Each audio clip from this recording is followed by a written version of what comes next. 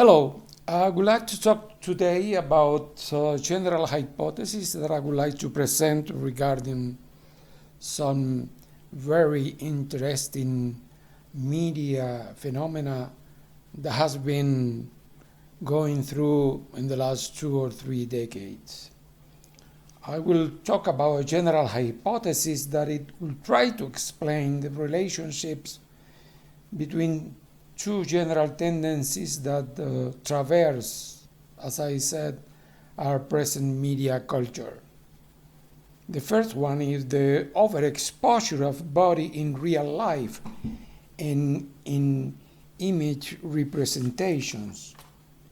And the second one is the progressive body disappearance, as it is expressed in several artistic works.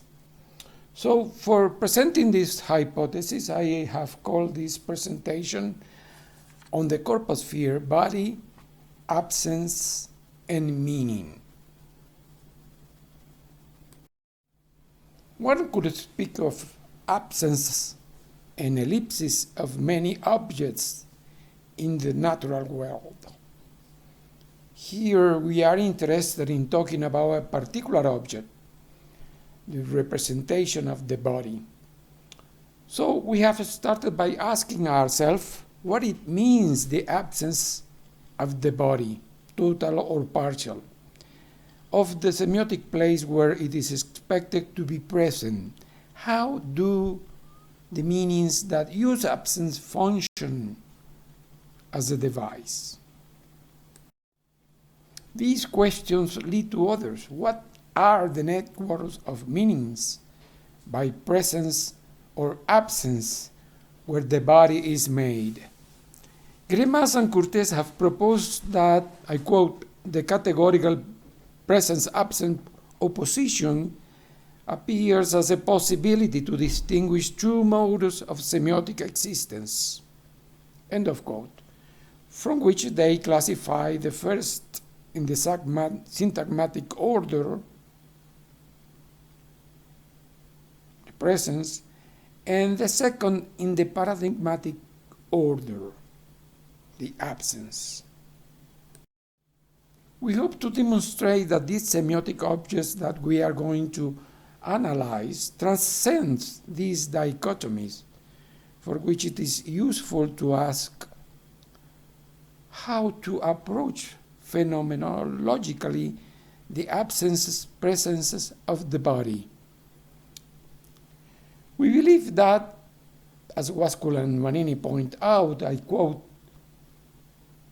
phenomenological perspective frame in an exceptional approach to the relationships between body and world, it at least too big and in certain contradictory ways. On the one hand, they say, according to Merleau-Ponty, the phenomenological body is marked by somatic presence, whose greater contribution and fundamental assumption is that the self, society, and the symbolic order are constituted through the work of the body. On the other side, following Drew Leader, the phenomenological body of the modern world is often marked by bodily absence. So having this as a frame of ideas, of general ideas, I will try to deal with some processes of absence, presence of the body in present media culture. We can see body absence in different cultural manifestations. One that we have studied is the case of cenotaphs, built at the side of roads where people have died in car accidents. These cenotaphs are known in Venezuela as capillitas and in Chile as animitas. You know, these cenotaphs are funerary monuments where there is no body buried there. It's just representations of the place where people died. as I said, in car accident. A fundamental reference in this subject comes to us from linguistics, which taught us how absences are also meaning devices. It deals with processes that go from the positive to the negative, from presence to absence.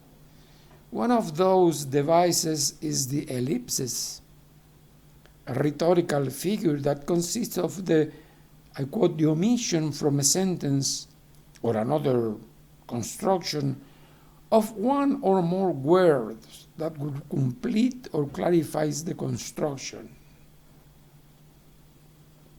The Ecuadorian writer Ruales Hualca asked, how can you write silence without muting the words?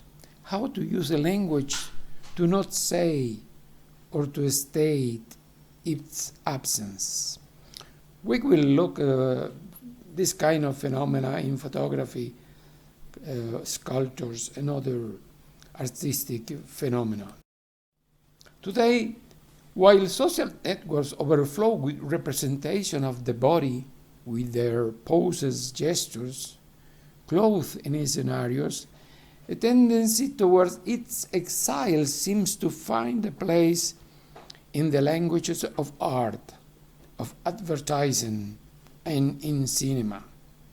In order to better situate these processes of corporal exile, we will address in this text, first of all, a classification of what we call body networks, which will allow us, secondly, to address the anthropo-semiotic relationship of the body and the meanings that are created in the transit between their absences and their presence, for which we will draw on a group of photographs that deal with those body ellipses, a relatively understudied phenomenon. If, as Fontenay says, I quote, the presence, a sensitive quality per excellence, is the first semiotic articulation of perception, end of quote, and as confirmed by Filinich, quote, the presence can be conceived as the first mode of existence of meaning, end of quote. Certainly that mode of existence, the presence, is inseparable from its semiotic correlate, that is absence. Presence and absence are then two forms of what we will define as semiotic place, that particular space of the semiosphere where the transit between virtualization, actualization, and realization takes place, just like Greimas and Cortés have defined it. Thus, the semiotic place is a space of transit between the possible meanings, the meanings under constructions, and the senses ultimately made. It is a process, contrary to what could be thought, multilinear and non-unilinear, whose best representation could be, for example, through a fractal. Filinich adds that, I quote, to perceive a presence is, first of all, for one's own body to be affected by the body of the other, end of quote. If this is the case, how does the non-present presence of the other affect us? How are we affected by the absence, the footprint, and the shadow of the other? In what ways do the alteration, the disappearance, the invisibility of a body that is not there, generate new meanings beyond its presence? Chandler, for example, notes that, I quote, analyzing textual absences may help reveal which interests are benefited by its omission. When talking about presences and absence in photography, Joly notes that, I quote, in a visual message, the perceived elements detectable by permutation will find their meaning not only by their presence, but also by the absence of certain others that will be associated to them nonetheless. End of quote. These associative processes are much more intense and symbolically denser under the renewal of the meanings they create and the enormous significative capacities of the body, the place from which, as it has been stated before, the world is semiotized. Absence, emptiness, and silence. Is it possible to distinguish between absence and emptiness? Although absence is defined in relation to a corresponding and previous presence, the vacuum, on the contrary, the vacuum refers to an annulment of both. In that sense, the emptiness is a nothingness yet to be fertilized, that has not traversed the frontier of a presence, be it bodily, objectual, gestural, chromatic, etc. In this way, the vacuum is anterior, first, to every presence, and second, to all absence, because it supposes the latter. It could also be argued that while presence and absence are organized on an axis of the sensitive, be it visual, tactile, olfactory, auditory, or gustatory, the vacuum, on the other hand, is organized on an ontological dimension, on a general property of the possible stocks.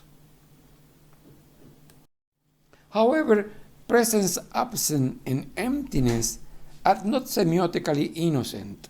They do not lack meanings.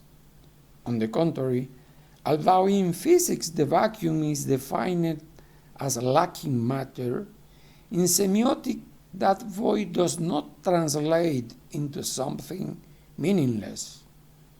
Emptiness is endowed with meaning, and according to the context where it takes place, it has multiple senses.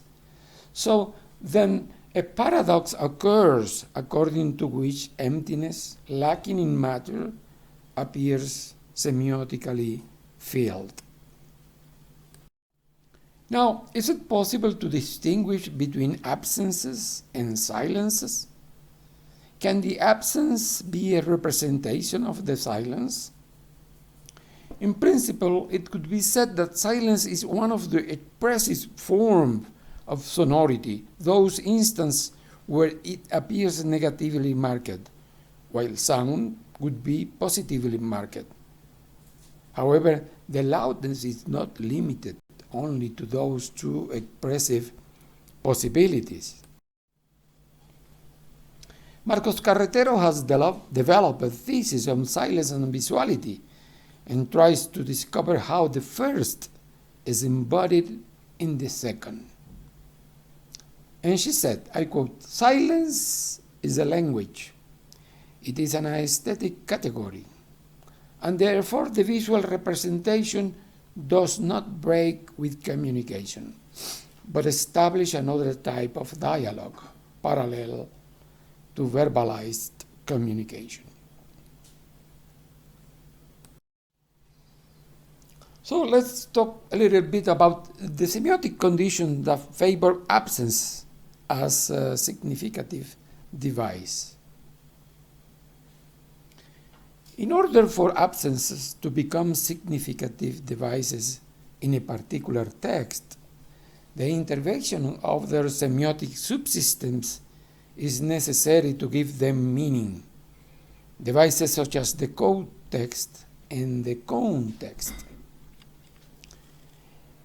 Villegas defines the code text like this, I quote, The combination of redundancy and coherence form a significative group which generates the co-text, semantic context or referential world. It's of a rather macrostructural character, as far as it constitutes the frame of reference in which the text acquires its meaning and alludes to the intertextual context created by the very text itself. The other domain that allows for the construction of meanings comes from multiple significative variables and covers at least 3 different subdomains that we call the following names. A, the communication situation related to the present conditions, spatial, temporal, environmental, technological. The processes also of enunciation, announced, and reception, which come from the very communicative act itself. B, the historical, political, cultural, social conditions, which in many ways seep into the communicative act. C, the experiences of the actors, the previous experience of the actors seen as a macro-semiotics, that is, as an enormous group of significations that articulate the ideolect of the actors, a sort of life experience which determine choices, combinations, meanings, and senses. Now I would like to talk about the corporal networks, 3 corporal networks that we have to take into account in our analysis of the ways the body signifies in our contemporary cultures and societies. So I say, to better locate the semiotic places where the bodily absence presence work and build the notion of corporeity, it seems to me necessary to locate within the corpus sphere a network of minimal relationships, the description of which will allow a better understanding of the semiotic processes that work there. The corpus sphere, understood as part of the internal borders of Lotman's semiosphere, covers the extensive set of semiotic fields where the body acts as a sign. The model of network that we are going to propose includes 3 types: extero-corporal, inter-corporal, and intra-corporal. Let's talk about the extero-corporal network, which comprises the relationship between body and environment. If we view the body as a sign, or better yet, following Merleau-Ponty, as a set of lived meanings, we will notice that the body anthropological condition as cultural object and the semiotic condition as an object endowed with meanings interact and activate its meaning-making processes in their interrelation with the environment. The body, by its mere presence, but also by its absence, semiotizes the world, makes it signify, give it meaning. In those processes of semiotization, the body establishes dynamic extero-corporal networks, which, for example, allow us to see in Figure 1 the presence of 2 human bodies. In these outer space networks, temporal and spatial structures occupy a privileged place that even when the body is in ellipses, manage to transmit a meaning, to communicate a meaning. See this photo. This photograph, figure 1, shows us two chairs in an environment where you can see sand, sea, sky. This environment acts as a network outside the body, builds its presence from absence, a presence where the same inclination of one of the chairs mimics the inclination, romantic or familiar maybe, of one body on another.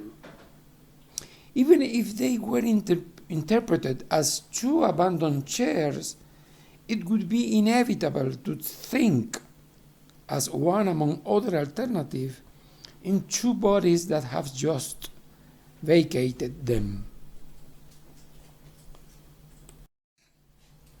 According to the above, it is in this reciprocal relationship between body and environment where the first semiotizes the second, and where, in turn, the second, in a first stage, becomes a scenario that then also semiotizes the first. It is precisely in that environment where, virtually, if you will, the body appears as a phenomenical object, that is to say, an object in itself, but whose vocation is limited to that in itself. It projects itself onto the environment, natural, social, cultural, to semiotize it, to endow this environment with meaning. It is as a relationship where the body is condemned, even despite itself, to be meaningful and to give meaning to the world. The second one, the second network, is the inter-corporal network, the relationship between body and other bodies, or between body and non-body, its absence. In his 1993 book, La semiosis sociale, the social semiosis, Veron spoke of the term inter-corporal network of complementarity. Those interbody networks, however, are not limited to the co-presence of bodies, body, in which body-syntagmatic relationships are established, but as we will see, they manifest also in body and non-body relationship that constitute relations which are characteristic of a corporal paradigm. It is in the case of intercorporal relationships where the body appears articulated to a non-body, to an absence, where it appears in a semiotic situation, what we call apophatic. This semiotic situation that we will later call as phenomenic.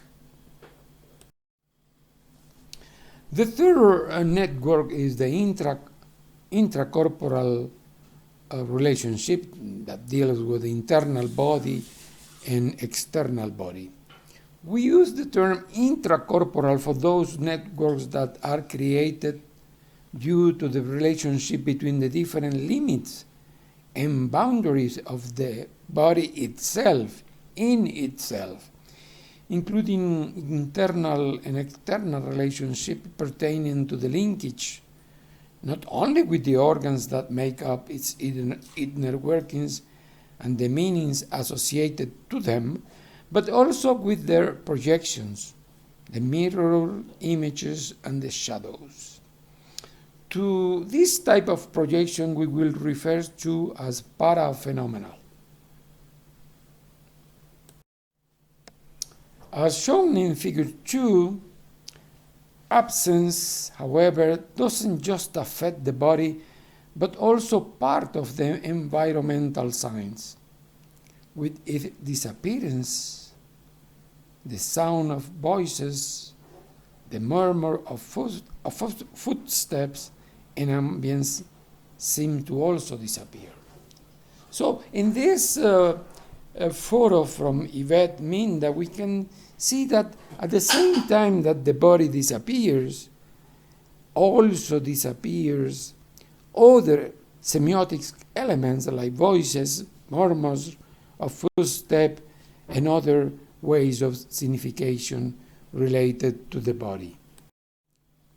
Thus, in figure 2, the absence of the human body, despite the presence of religious images and wet spots, provokes, as in a syntagmatic chain, other absences.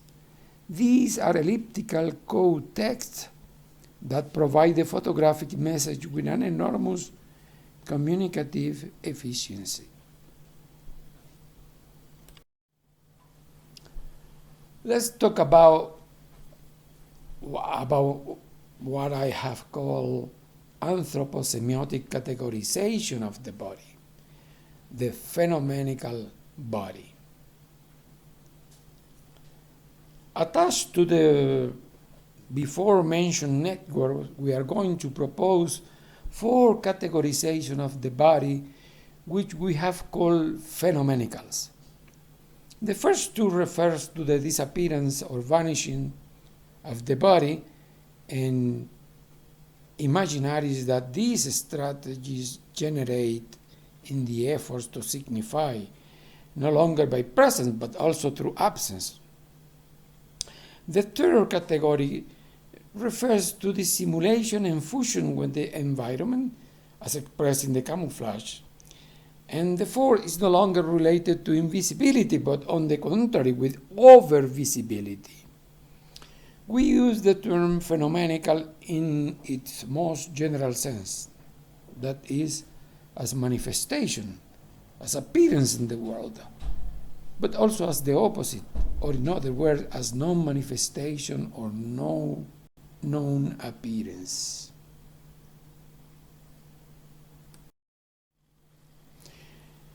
We will call those 4 bodily categorizations as aphenomenal, para-phenomenal, pro-phenomenal, and ultra-phenomenal.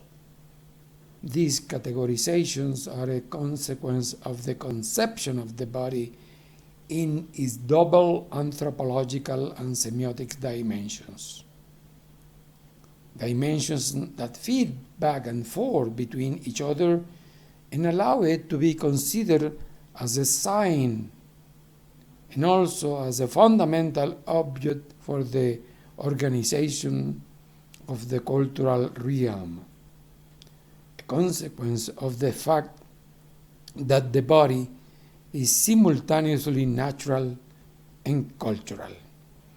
In that double condition, the body fulfills the unity of the world, a unity made possible only when it is placed in its semiotic dimension, because all meanings in the world are born from it and return to it.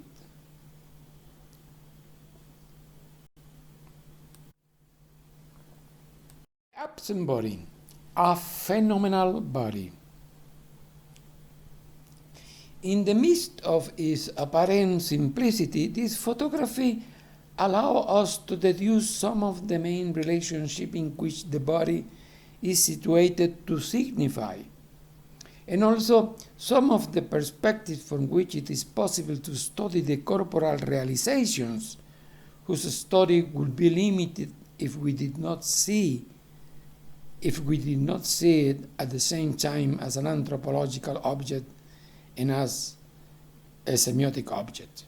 In that Anthropo-semiotic vision, the body is the cultural complex by nature.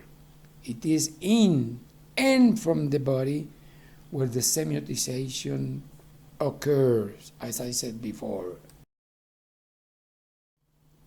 If we look closely at figure 3, at this photograph, we will see that in it appear meanings lacking direct, visible, explicit bodily signifiers. Indeed, the photography expresses the body without it being present, a contradictory expression with the optical theorem of existence proposed by Regis Debray in 1992. While we could speak of a metaphorical translation of a footprint, we see that here an explicit nexus for that metaphorical translation is missing, such as it occurs in linguistic metaphors. The reading of figure 2 as an expression of the human body relies on the domestic space that it contains, which acts as a code text.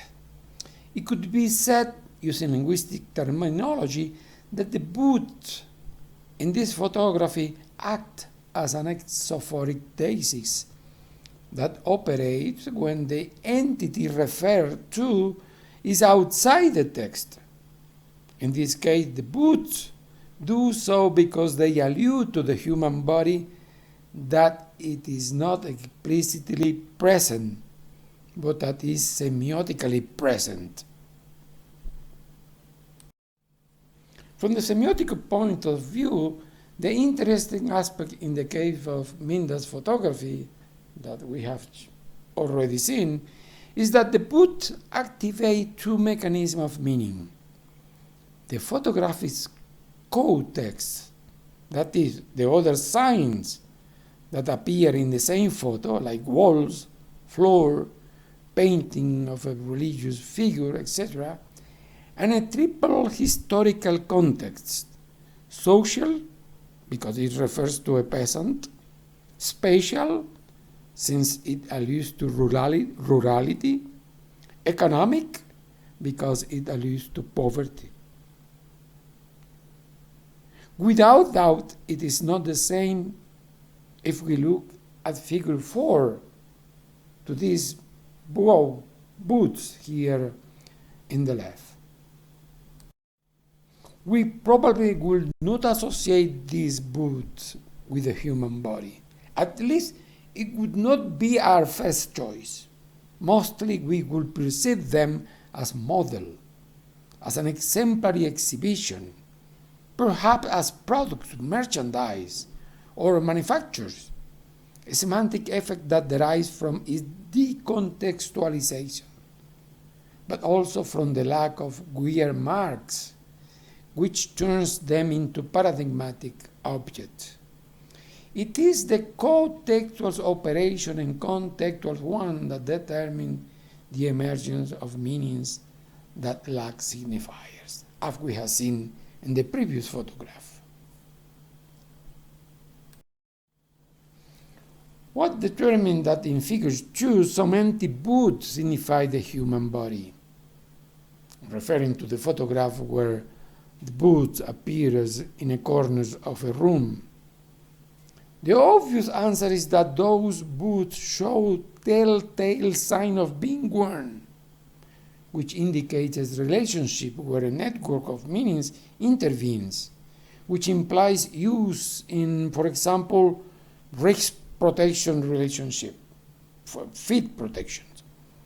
It is about a process in which we can find a relationship of the body with the environment, but also with the story, not only personal but also social.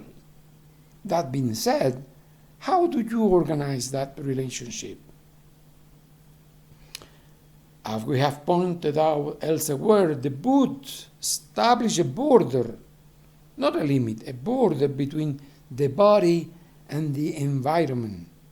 This object would be part of the second frontier of the body that I have called elsewhere clothing.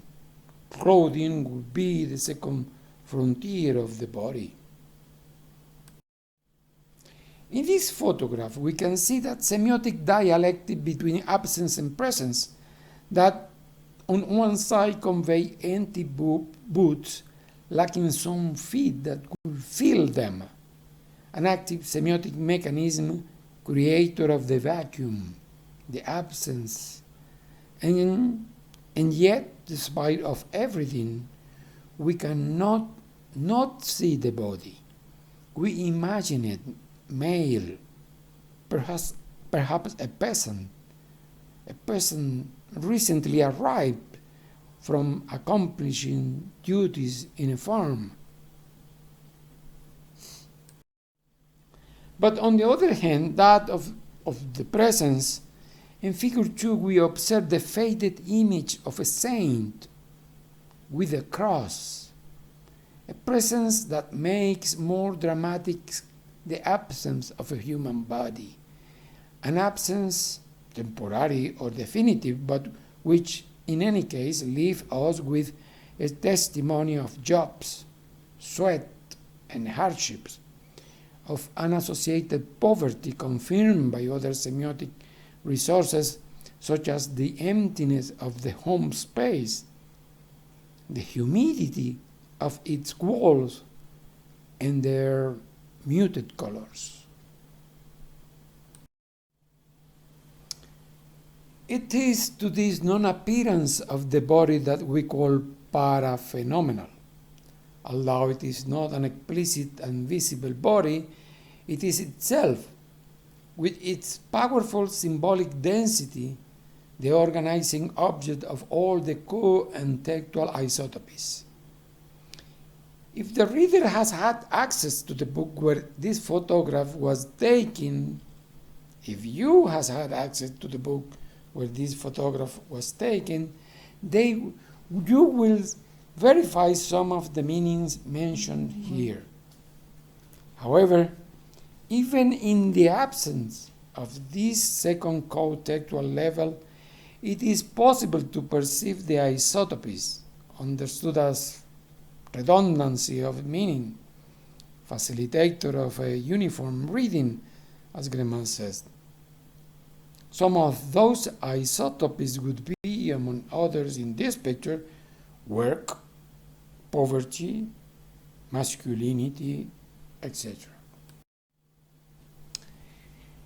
Now, let's talk about the para-phenomenical body, the body and its shadows. In this new example, we see another form of elision of the body, whose presence, however, is indicated by the shadow, a type of sign whose particular characteristic have interested semioticians for a long time. From the physical point of view, as you know, the shadow is the result of the interrelation between a source of light, an object, and a projection space that acts as a screen. The mass of the object brings the advancement of a light to a halt and projects a form without light, relatively similar to the silhouette of that object. The produced shadow thus varies according to the greater or lesser opacity of the object, which is derived from its type of mass. If, for the theory of the shadow, it is not a simple dark spot on a screen, but rather it is governed by the laws of nature, from the symbolic point of view, it poses an identity problem. As Ubeda Ervas points out, my shadow is there, but I erase myself because I don't know who I am any longer. There is not only an identity problem, I will add. There is also a symbolic semiotic problem. The French photographer Richard Van Tialk has also developed a series titled Les Anonymes de l'Ombre, in which bodiless shadows are depicted, as you can see in this figure 8. Van Tialk says, Je m'attache à sublimer le quotidien, en lui insufflant une touche de mystère, d'étrangeté, de bizarre parfois. In this representation, we see how shadows are just presenting the body in a different way than what we saw before. If shadows are not an absolute absence, as we saw before, they are situated halfway between that absolute absence, which we have seen in previous example, and the metaphoric substitution by other types of signs. If, as Peirce said, mankind is a sign, so is their shadows.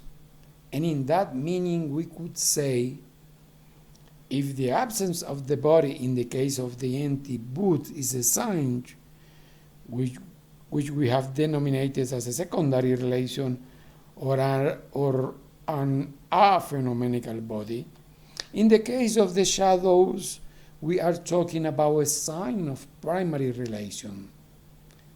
There is no shadow without the body, but booth can exist without it, without bodies. Because of this, we will call the representation formed by the shadow para-phenomenical. It is a similar case of that of the body in front of a mirror. Without it, without the body, there is no sign to be seen, nor a shadow of a sign. In that sense, shadows are an indexical sign, but also an iconic one. This is valid for the human body, but also for any other figure, animal or otherwise. So what is that the body shadow, in contrast with other physical objects, contribute to its meaning? What is that the body shadow contribute to its meaning, to the meaning of the body? From the point of view of the iconic sign, the body conveys likeness. But for us, the shadow is a prefigure. It is the announcement of a figure where it contributes mainly symbolic work. That is to say, that which creates new signification beyond the sign, and even beyond the sign in a situation. Now, there is the question of what kind of symbolism shadows convey. There are many symbolic nuclei associated with the shadow. In some cases, it symbolizes suspense, as in horror movies. In others, it symbolizes traces. In others, it symbolizes protection, as in the old saying, whoever leans close to a good tree is blanketed by good shade. But when the shadow is that of a body, other symbolism, such as the veiled presence of or the human footprint, appear. The shadow of a body is filled with the meaning that it inevitably engrave upon it. Meanings which exceed those of the mere physical phenomenon. The third phenomenal body is the camouflaged body, or what I call pro-phenomenal body. Another expression of the process of invisibilization of the body is that where it melts with the environment, as exemplified by the images of Chinese photographer Liu Bolin. This type of representation that we call pro-phenomenical body privileges a different sense from the previous one, because it shows an interpretable text in at least two directions. On the one hand, this camouflage in which the body is absorbed by the environment would express how the city or the crowd make the human being, the builder, disappear precisely into this very environment that he has built. In this sense, directionality of the progressive invisibilization goes from the environment to the human body, which in a certain way devours and integrates as a movable part of said environment. On the other hand, it could also be interpreted in a contrary directionality. It is the body itself, fleeing negative social environments, that seeks to disappear by merging into urban and technological ecosystem. In any case, it is a body whose process of disappearance, either in one direction or in another, seeks to reinvent its presence. A body that, in front of the invasion of objects, streets, huge buildings, and supersaturation of vehicle, tries to show, by means of its absence, the progressive deterioration of its corporeity. In his effort to make the body disappear, the author resorts to camouflage, which consists precisely in giving something the appearance of something else. It is when it attempts to be something else, when finally the body tries to return to itself, aspires to rescue the sense particular of its own corporeity, that is no longer an essence, but a historical product. Then, as Marco Carretero says, it is necessary to view absence not as pure state in which the absent object has never been, but on the contrary, the absence of the body it is always evident by an inconclusive elimination, because it is the sign of the previous existence that holds within itself a nostalgia, a remembering. It is then when the relationship of the body and its surroundings become a historic vision. I think that this applies perfectly to the idea of the body camouflage. Finally, the unexpected body, the ultra-phenomenal body. But as we have seen, the body not only acts as a powerful semiotic device thanks to its absence, but also thanks to its excessive presence, to its ability to break arbitrary ideological, political, and cultural models, as in this photography.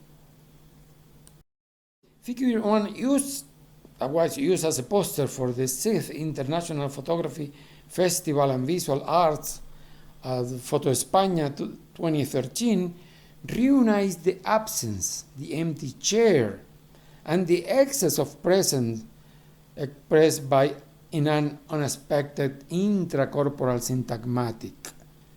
Here we see a body where organs traditionally held as exclusive to the female morphology and organs traditionally considered as exclusive of the masculine morphology. We see these two types of organ, feminine organs and masculine organ, reunited in one body. This corporal break creates a new semiotic place, understood as a space in the corposphere where the symbolic paradigms change. Let's see this person, and let's hear this person talking about his own condition.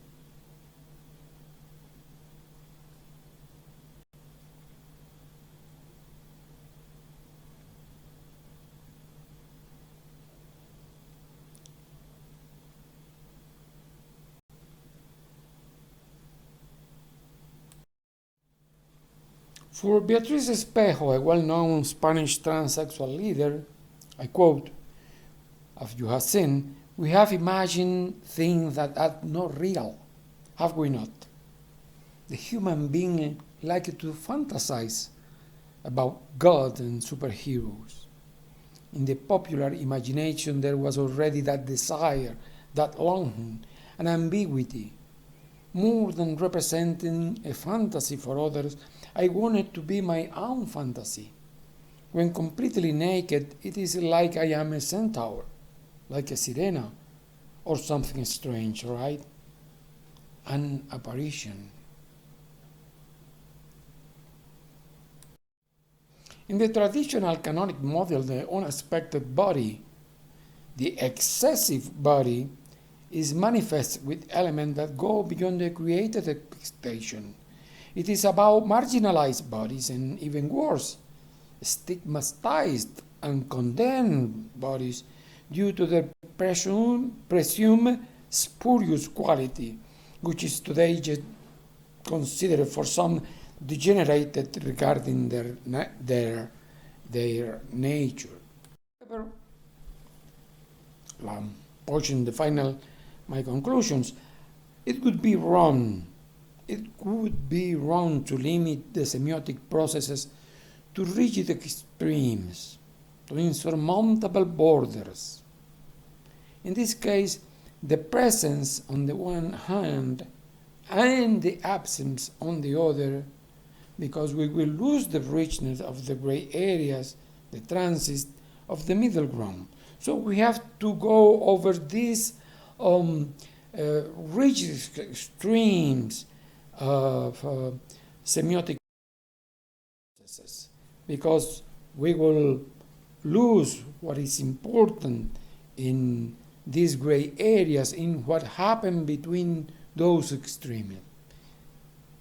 So, in other words, I was talking about the shadow is and is not the body. It is because there will be no shadow without it, and it is not because a shadow is just a life phenomenon. It's a physical representation lacking flesh and bone. For Peirce, the shadow is an index sign. Precisely, the picture shows us even that the shadow exists, become independent, that has a life of its own without the body. It's about a semiotic process to make it invisible, to deprive it of its flesh and of its bone, and make it another science, another reality. In that sense, the corporal enunciation is reversed. This is not the body who produces, who enunciates the shadow, but the other way around. We have shown some visual examples of the absolute absence of the body, but these can also be partial. This absence can also be partial. The first example is the mutilated body, where one of its morphological components is not there, because the subject was not born with it, or because it has been lost. There are famous legends about these absences, these morphological absences. Perhaps the most known is that of the headless horseman, based on the history of Washington Irving, the legend of Sleepy Hollow. A good contemporary example of this bodily representation, with partial absences, with significative absences of organ or portions, are the Catalano sculptures. We present it's a group of sculptures that Catalano calls the travelers.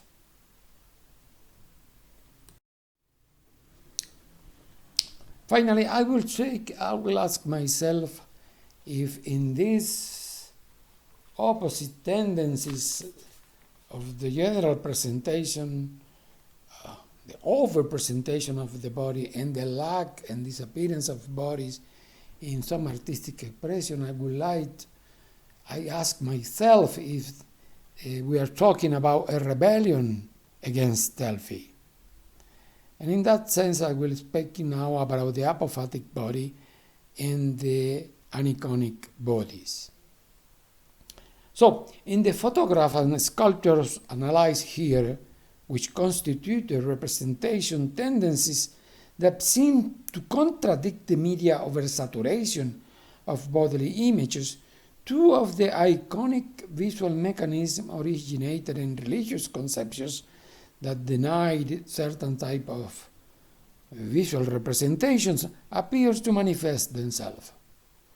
In fact, if something characterized contemporary societies, called the spectacular societies by the board, it is the omnipresence of the image generators, not only of an overabundance phenomena of visual representation, but furthermore that overabundance constitutes a form of social relationship.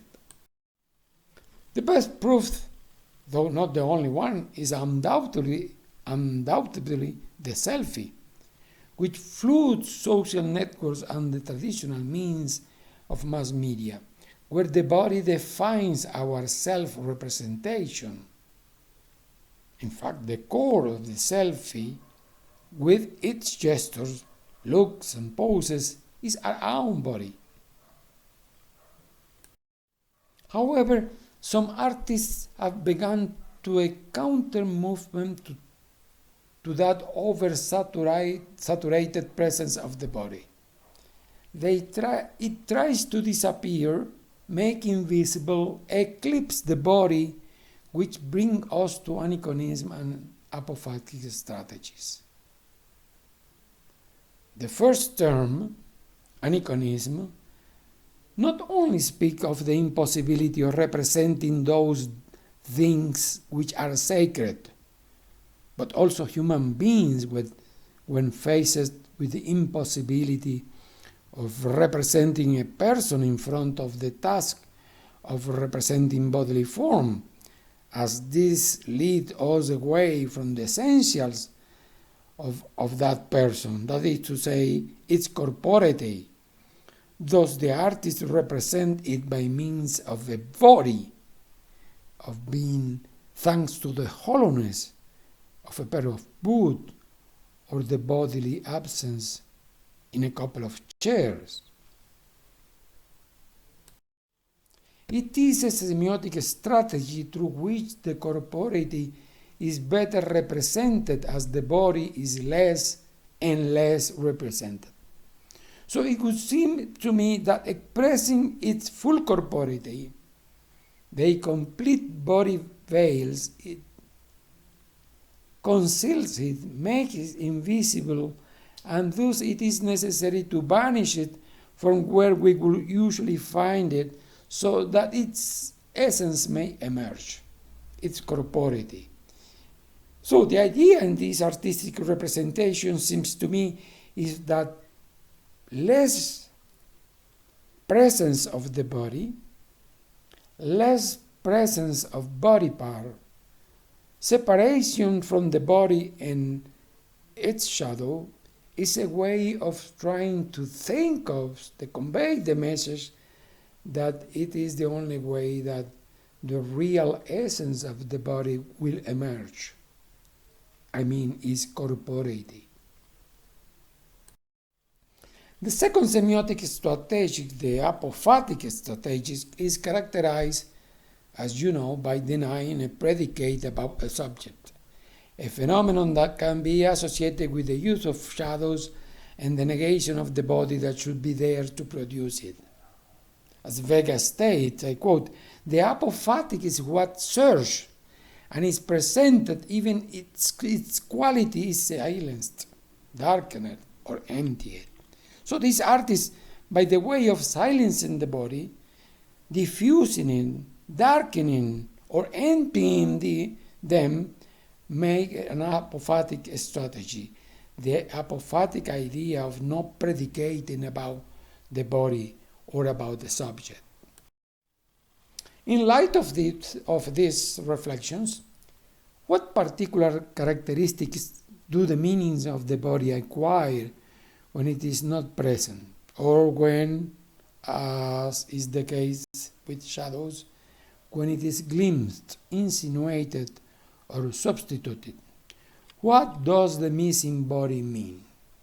How is the missing body related, for example, to the glimpsed one?